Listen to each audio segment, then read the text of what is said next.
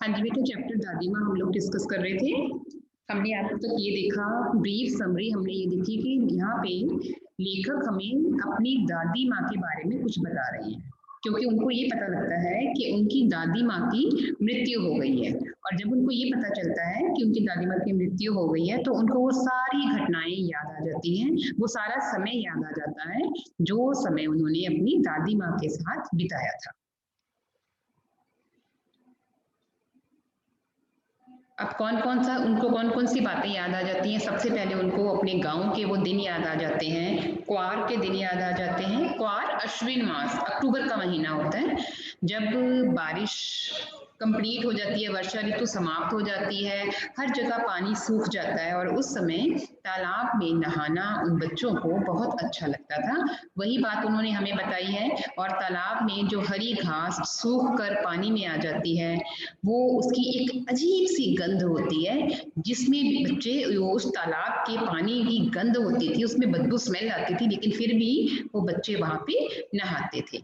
इसके बाद हमें लेखक ने बताया है कि हर मौसम की अपनी अपनी बातें होती हैं, हर मौसम में खाने पीने की चीज़ें अलग अलग होती हैं। चाहे किसी मौसम में, चाहे सर्दी के मौसम में लेखक कह रहा है कि चाहे उसको गुड़ मिले या ना मिले, लेकिन सबसे अच्छा उन्हें क्या लगता था कि जब अश्विन मास या बरसात के दिन आ जाते थे तो बच्चे उस तालाब में नहाना, ये उनको बहुत अच्छा लगता था, और ये अगर ना नहाए तो ये इनको बहुत बुरा लगता है।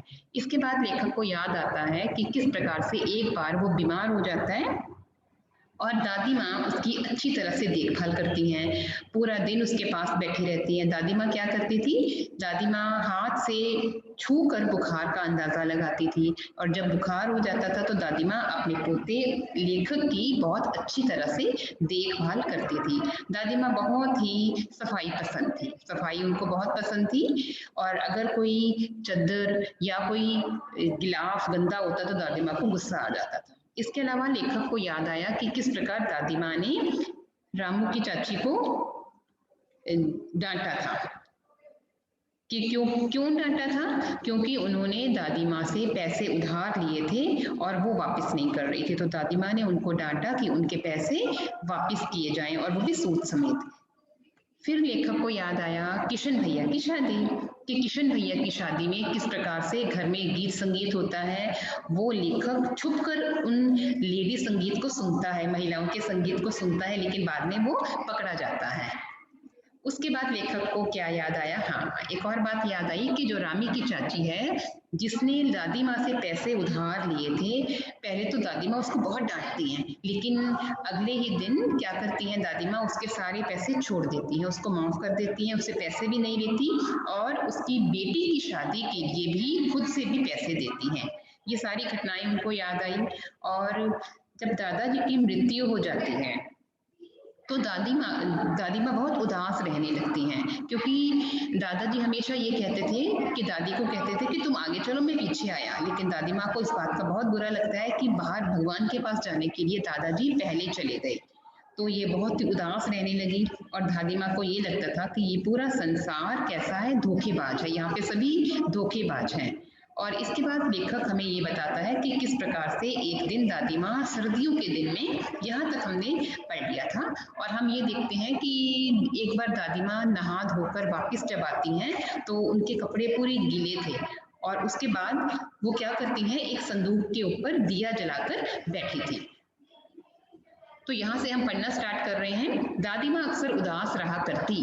माघ के दिन थे, माघ जनवरी का महीना, जब बहुत ज्यादा सर्दी होती है। कड़ाके का जाड़ा सर्दी, कड़ाके का जाड़ा पड़ रहा था, पछुआ का सन्नाटा और पाले की शीत हड्डियों में घुसी पड़ती। शाम को मैंने देखा दादी माँ गीली धोती पहने कोने वाले घर में एक संदूक पर दिया जलाए हाथ जोड़कर बैठी हैं। उनकी स्नेह कातर आंखों में मैंने आंसू कभी नहीं देखे थे। मैं बहुत देर तक बैठा रहा, उदास बैठा रहा। उसके बाद मैंने धीरे से क्या कहा, क्या है रे? दादी माँ ने क्या कहा अपने पोते से कि तू इतना उदास क्यों बैठा है? तो दादी माँ, एक बात पूछूं, बताओगी ना? मैंने उनकी स्नेह भरी आंखों की ओर देखा। क्या है पूछ, तुम रोती थी? दादी माँ मुस्काई।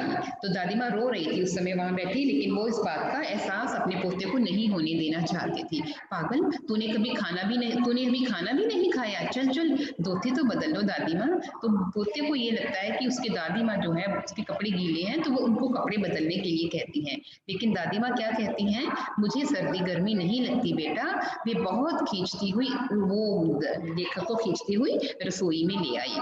सुबह मैंने देखा चारपाई पर बैठे पिताजी और किशन भैया मन मारे कुछ सोच रहे थे। दूसरा चारा ही क्या है, बाबू बोले, रुपया कोई देता नहीं। क्योंकि यह अब लेखक क्या सुनता है, क्या देखता है अगले दिन कि लेखक के पिताजी और लेखक जो किशन भैया है जिनकी शादी हुई थी, वो दोनों बहुत उदास बैठे थे। वो उदास क्यों बैठे थे, क्योंकि उनके घर में पैसों की कमी आ गई थी। रुपया उनको कोई और उधार दे नहीं रहा था, और जिसके कारण क्यों नहीं दे रहा था, क्योंकि उनके रुपए उन्होंने पहले से ही जो लिए थे रुपए वो वापस नहीं किए थे। इसीलिए उनको ये लगा कि अब घर में पैसों की कमी आ गई है, इसके कारण लेखक के पिताजी और किशन भैया उदास हो गए। रोता क्यों है रे, दादी माँ ने उसका माथा सहलाते हुए कहा। दादी माँ ने माथा सहलाते हुए क्या कहा कि अपने बेटे को कहा कि बेटा तू रो क्यों रहा है, रोने की कोई जरूरत नहीं है, पैसों की कमी है ना, मैं तो अभी कि मैं अभी जिंदा हूँ। उन्होंने संदूक खोलकर एक चमकती चीज निकाली।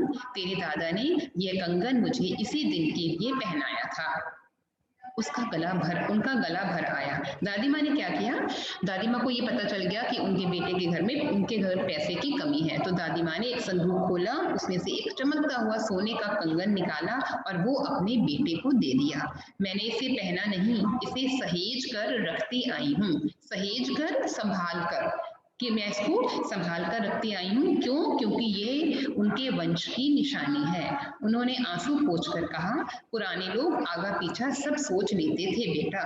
ये कहा कि पुराने लोग सब कुछ सोच लेते थे, पैसे बचा कर रखते थे। शायद ये कंगन इसीलिए बचा कर रखे थे कि ये आज तुम्हारी मदद कर सके, इसको बेचकर तुम अपने घर का खर्च चलाओ।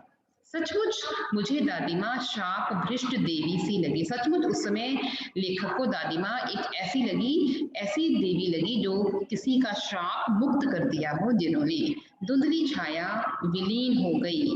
अचानक से लेखक को क्या हुआ यहाँ पे, क्योंकि ये सारी बातें लेखक सोच रहा है और अचानक से वो प्रेजेंट में आ गया, जहाँ से उसने सारी बातें दादी माँ के बारे में सब कुछ उसने सोच लिया, और अचानक दादी माँ की वो सारी यादें, वो धुंधली छाया जो उनको दिखाई दे रही थी, वो विलीन हो गई, गायब हो गई। मैंने देखा दिन काफी चढ़ आया है, और लेखक को क्या लगा, अरे इतना दिन चढ़ आया है, क्योंकि लेखक ने इतना समय किसमें बिता दिया, अपनी दादी माँ की यादों में। पास के लंबे खजूर के पेड़ से उड़कर एक कौवा अपनी घिनौनी काली पांखें फैलाकर मेरी खिड़की पर बैठ गया। और तभी क्या हुआ, एक कौवा आया और वो पास के खजूर के पेड़ से उड़कर लेखक की खिड़की पर बैठ गया। हाथ में अब भी किशन भैया का पत्र कांप रहा था। अब उसके हाथ में क्या था, पत्र था। वो पत्र जिसमें जो लेखक को किशन भैया ने लिखा था, और उसमें क्या लिखा था कि दादी माँ की मृत्यु हो गई। ये पत्र लेखक ने पढ़ा तो लेखक अपनी दादी माँ की उसी याद में चला गया जो हमने अभी तक पढ़ी है, और अब वो अपने प्रेजेंट में वापस आ गया है। काली चींटियों सी कतारें कतारें लाइन धूमिल हो रही हैं, गायब हो रही हैं। आंखों पर विश्वास नहीं होता। लेखक को वो पत्र पढ़ते पढ़ते अभी भी इस बात का विश्वास नहीं हो रहा कि उसके दादी माँ की मृत्यु हो गई है।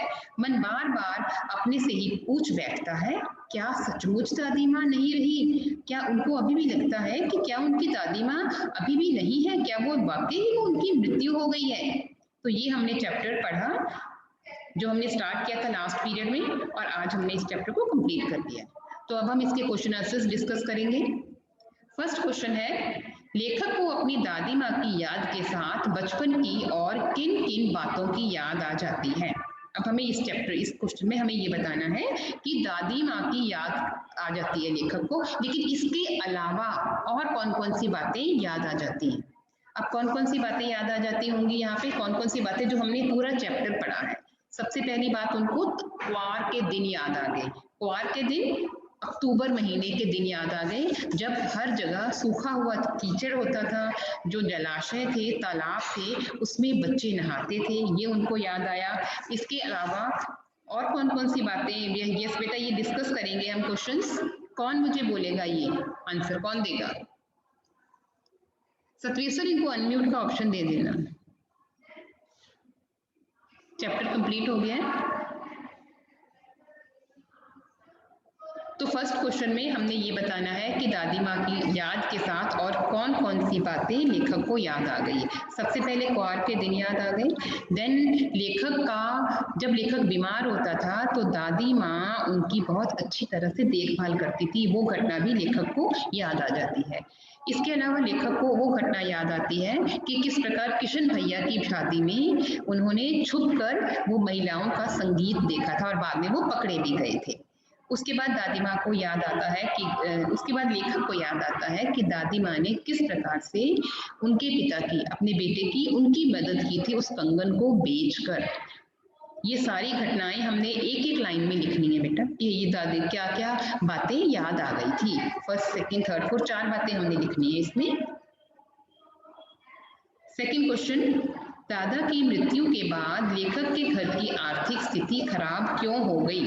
अब लेखक के घर की आर्थिक स्थिति होता है पैसों से संबंधित, कि घर में पैसों से संबंधित कौन सी स्थिति, जो स्थिति है, वो जो सिचुएशन है वो खराब क्यों हो गई थी? कोई मुझे देगा इसका आंसर? निमिता, निमिता ये आंसर दोगे आप?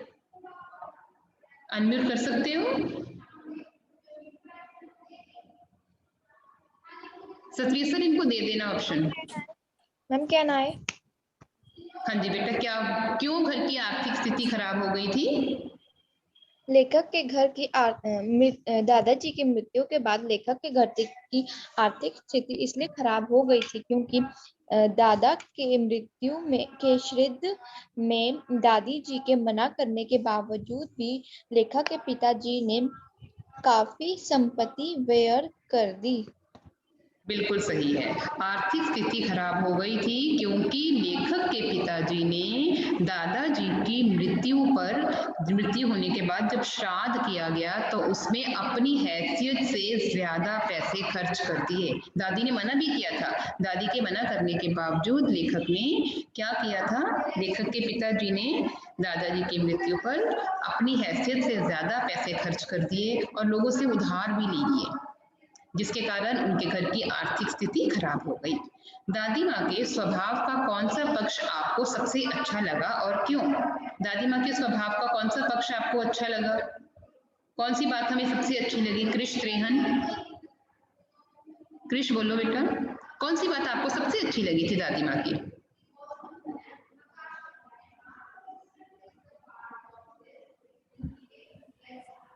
दादी माँ के स्वभाव की सबसे अच्छी बात मुझे यह लगी थी कि वह अपने हर, चाहे कोई काम करती नहीं थी, पर वह हर किसी काम में अपने सहायता देती थी और वह उनकी अनुपस्थिति के कारण कई कारणों को काम देर से होने का देर लग जाती थी। ठीक है, आपको ये पक्ष अच्छा लगा। आपको जो भी पक्ष दादी माँ का अच्छा लगा, जो भी कार्य अच्छा लगा, उसके बारे में आपने लिखना है। जैसे दादी माँ के स्वभाव का पक्ष ये भी अच्छा लगा कि दादी माँ भले ही ऊपर से बहुत कठोर थी लेकिन दिल की बहुत अच्छी थी, क्योंकि ऊपर से उन्होंने रामी की चाची को बहुत गुस्सा किया कि मेरे पैसे वापस करो, लेकिन क्या किया अगली बार जाके उसके घर जाके उसके पैसे भी माफ कर दिए और अपनी तरफ से भी उसको 10 रुपए दिए कि अपनी बेटी की शादी अच्छी तरह करना, तुम्हारी जैसे तुम्हारी बेटी है वैसे ही मेरी बेटी है। ये पक्ष भी अच्छा लग सकता है, हमें कह सकते हैं हम इसे। और पोते से प्यार तो सभी दादियां करती हैं, इसलिए ये पक्ष तो अच्छा था ही इनका। एक और क्वेश्चन है, एक्स्ट्रा क्वेश्चन है, वो आप लिख सकते हो, अदरवाइज आपको जो असाइनमेंट आ जाएगी उसमें वो क्वेश्चन लिखा हुआ है, इसको समझो। दादी माँ के चरित्र की विशेषताएं लिखिए, दादी माँ का चरित्र चित्रण कीजिए। चरित्र चित्रण होता है कैरेक्टर स्केच, कि दादी माँ का कैरेक्टर स्केच हमने कैसे करना है, उनके चरित्र की विशेषताएं हमने बतानी है। तो हम सबसे पहली विशेषता यहाँ पे ये बता सकते हैं। यस, कौन सी विशेषता सबसे अच्छी लगी आपको? दादी माँ सबसे पहले अगर हमें उनकी बिहेवियर के बारे में बताना है तो हम क्या बताएंगे? सबसे पहले कि वो स्नेह और ममता की, दादी माँ को साफ सफाई बहुत पसंद थी।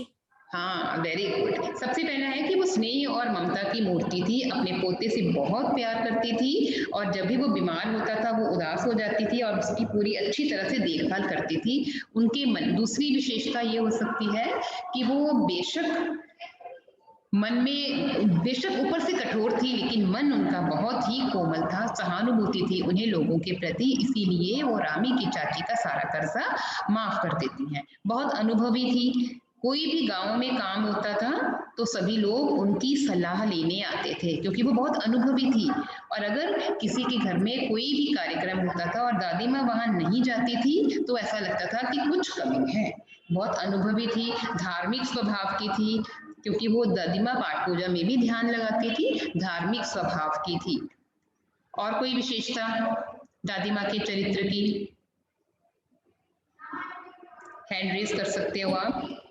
तो हमने इसको ज्यादा नहीं डिटेल में लिखना है, सिर्फ ये 4 विशेषताएं, इनके हेडिंग्स लिख के उनके बारे में एक एक लाइन बतानी है, जो मैंने आपको 4 अभी बताई हैं, जिसमें स्नेह और मैम थी। बोलो बेटा, कौन बोल रहा है? ध्रुव। एक्सक्यूज मी मैम, हम उनकी चरित्र के बारे में ये लिख सकते हैं कि वह सबकी मदद व सहायता करती थी, चाहे वह एक गरीब हो या अपने परिवार का सदस्य। हाँ, बिल्कुल लिख सकते हो, मदद तो वो करते थे ना, इसीलिए तो सभी लोग उनकी सलाह लेने आते थे। और एक और हम बता सकते हैं कि वो एक वैद्य भी थी। वैद्य होता है, जैसे पुराने गांव में डॉक्टर्स जब नहीं होते थे तो वहाँ पे वैद्य होता था, क्योंकि उनको सारी दवाइयों के नाम जो घरेलू उपचार किए जाते हैं वो सभी उनको मुंह ज़बानी याद थे कि अगर किसी को बुखार है तो उसको क्या देना है, कौन कौन सी इसको घर में से ही, अपने रसोई में से ही हम वो चीज़ें निकाल के उसका इलाज कर सकते हैं। वो घरेलू एक वैद्य भी थी, इसीलिए जब कोई बीमार होता था तो वो दादी माँ से दवाई पूछने आता था कि इसको मैं क्या दूं। हाँ जी, मदद करने वाली थी, ये भी लिख सकते हो। आपने कोई 4 पॉइंट्स लिखने हैं। कैसे लिखना है? छोटा सा हेडिंग देना है पहले, स्नेह और प्यार की ममता की मूर्ति, उसके बाद कि सबसे बहुत प्यार करती थी, अपने पोते से बहुत प्यार करती थी, उनके मन में सभी के लिए बहुत प्यार था। सेकंड, मददगार में हम लिख सकते हैं कि वो सबकी मदद करती थी, जब भी किसी की जरूरत होती थी तो वो अपनी सलाह भी देती थी और सबकी मदद करती थी। बहुत अनुभवी थी, अनुभवी में जीवन का बहुत अनुभव था, सभी लोग उनकी सलाह लेते थे। साफ सफाई पसंद करने वाली, उनको सफाई बहुत पसंद थी, अगर घर में सफाई नहीं होती थी तो उनको गुस्सा आ जाता था।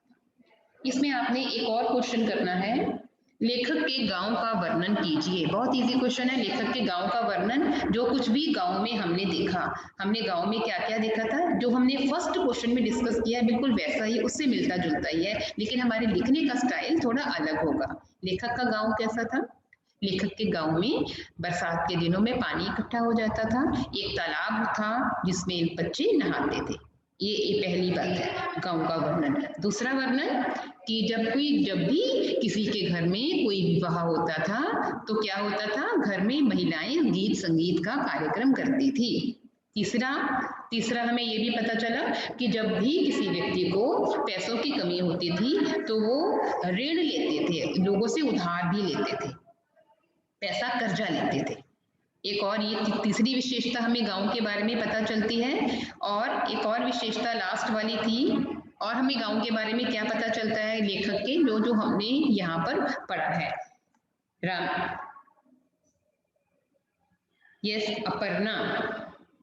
अपर्णा बेटा, लेखक के गांव में और हमें किस किस बात का पता चलता है?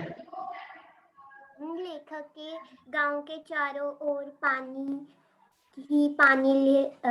वाला तो हमने कर लिया है बेटा, पानी वाला तो क्वेश्चन हमने कर लिया है।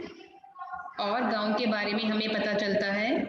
सेकंड, ऋण वाला हमने करना है, लोगों से उधार लेते थे, गांव में ये तालाब था, बरसात के दिनों में पानी भर जाता था, और लोगों को जब जरूरत पड़ती थी तो वो लोगों से, दूसरे लोगों से या दादी वजह से अमीर लोगों से पैसा उधार भी लेते थे।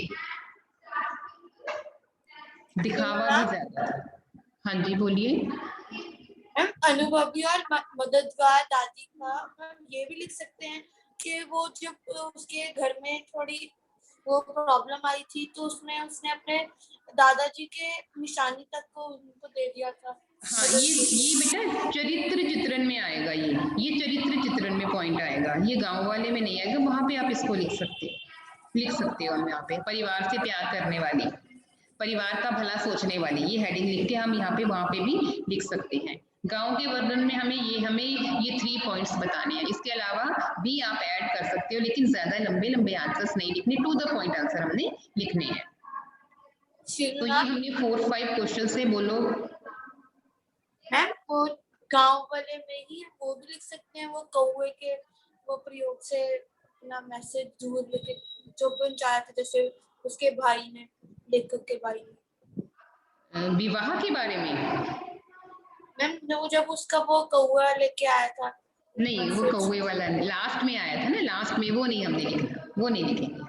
बस हमने यही 3 पॉइंट्स लिखने, ज्यादा लेंदी आंसर्स नहीं लिखने हैं हमें। Excuse me ma'am. बोलिए बेटा। मैम जो लेखक के गाँव का वर्णन है मैम, उसमें मैम आपने सेकंड पॉइंट क्या बोला था? बेटा ऐसे कौन सा लिखा है फर्स्ट पॉइंट? मैम ये जो लेखक के गांव में बरसात के महीने एक तो तालाब वाला लिखना है कि गांव का वातावरण कैसा था, सर्दियों में गर्मियों में खाने पीने वाली चीजें लोग खाते थे, बच्चों को तालाब में नहाना बहुत अच्छा लगता था, ये फर्स्ट था। सेकंड था कि जब भी किसी को किसी पैसों की जरूरत पड़ती थी तो लोग एक दूसरे से उधार लेते थे, ऋण लेते थे, क्योंकि रामी की चाची ने लिए थे ना पैसे, रामी की चाची ने पैसे लिए थे, ये हम ये इसी के लिए। देन जब विवाह शादियों पर महिलाएं गीत संगीत का कार्यक्रम करती थी, जिसमें जो महिलाएं हैं वही सभी पाठ अदा करती। ये 3 points. Okay ma'am, thank you. तो ये हमने चैप्टर के 4 क्वेश्चंस डिस्कस किए हैं। इसके अलावा जो एक्स्ट्रा 1 वर्ड या 2 वर्ड होंगे वो आप इजीली लिख लोगे, जो हमने असाइनमेंट में दिए हैं। अब अपनी ग्रामर बुक्स निकाल लीजिए। ग्रामर बुक्स में आपने पेज नंबर 38 निकालना है, पेज नंबर 38, जिसमें हम विलोम शब्द करेंगे, जो हम ऑलरेडी 6th में भी हमने कर लिए थे, लेकिन अब थोड़े से डिफरेंट है।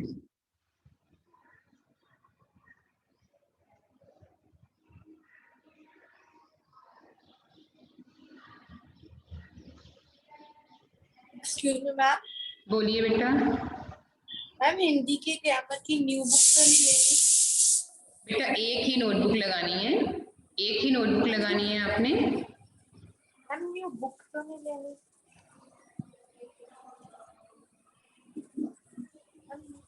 विलोम ma'am last year new book ली थी, तो मैम इस ईयर भी न्यू बुक लेनी है। बेटा आपके क्लियर नहीं मुझे सुनाई दे रहा, क्या पूछ रहे हो, कौन सी बुक पूछ रहे हो? ग्रामर की। ग्रामर की लास्ट ईयर वाली बुक है। Okay ma'am. कोई चेंज नहीं है, किसी हिंदी की बुक सेम वही है जो लास्ट ईयर वाली थी, कोई चेंज नहीं है, ठीक है।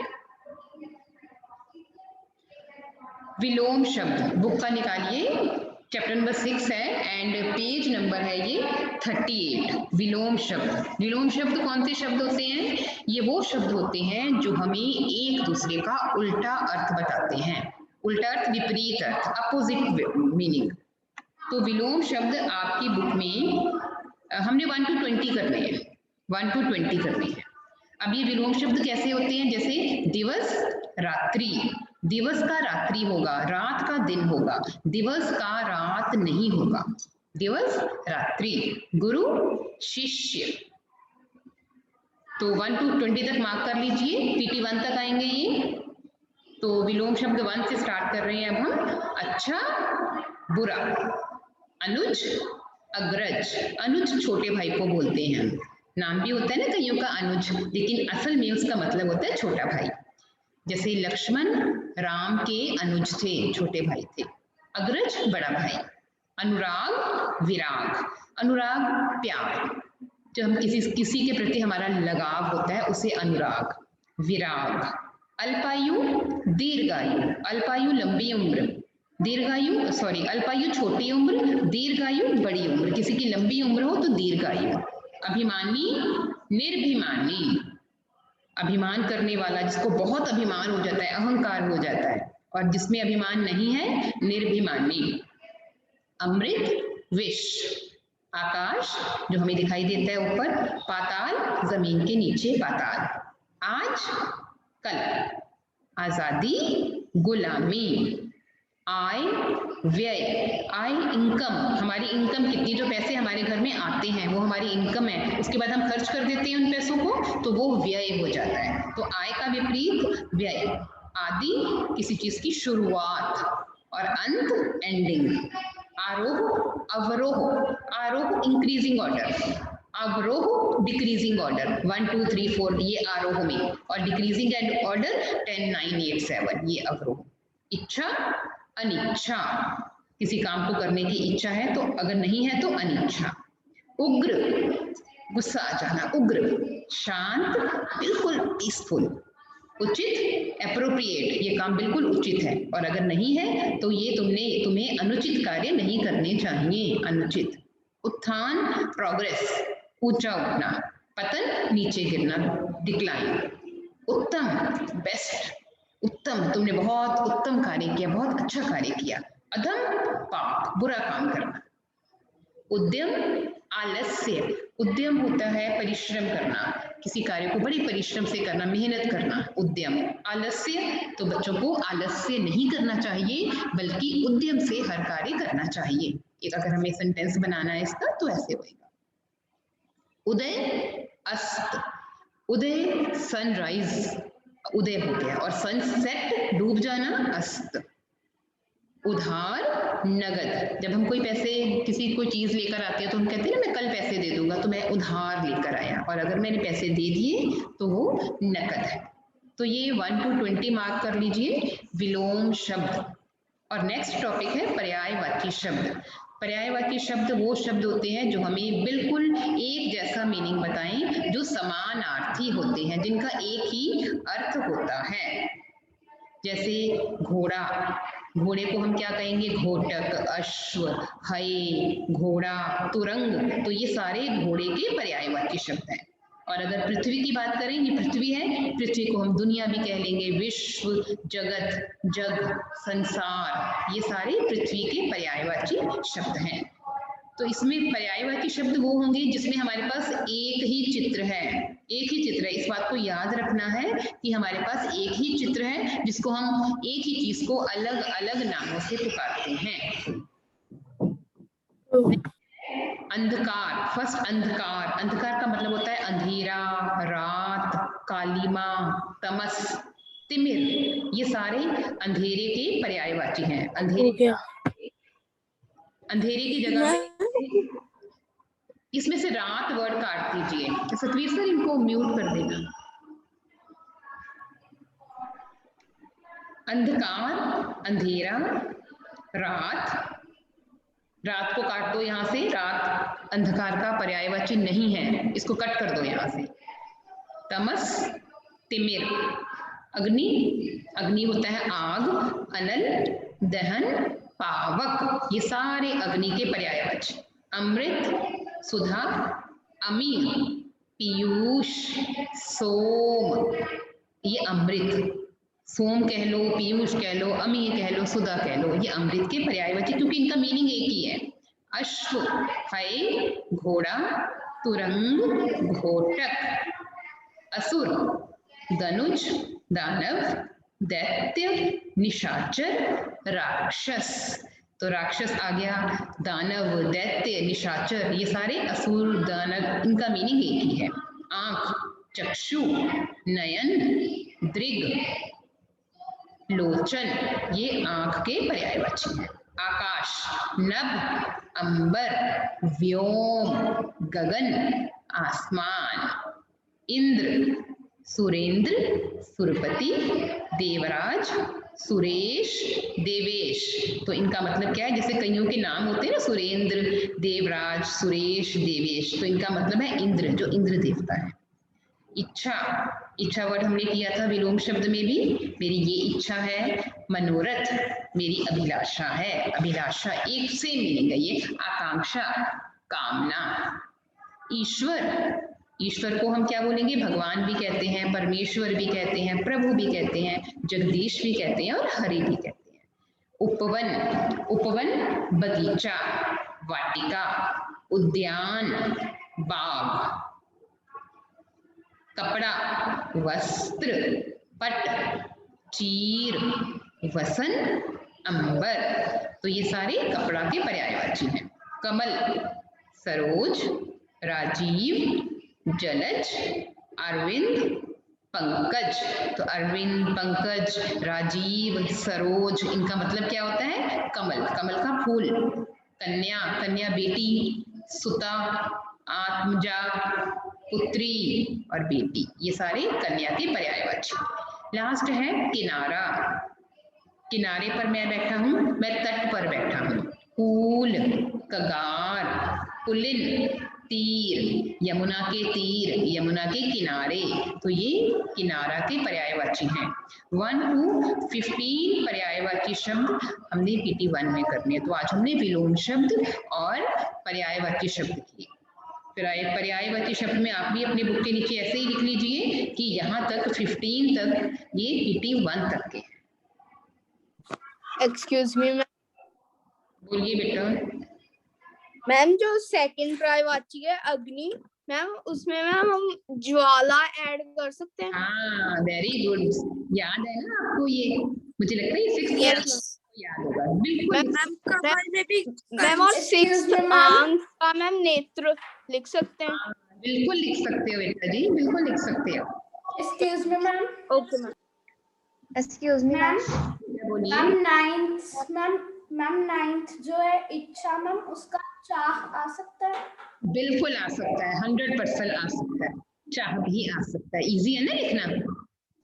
तो ये सारे आपने पर्यायवाची और विलोम रिवाइज करने हैं, ठीक है?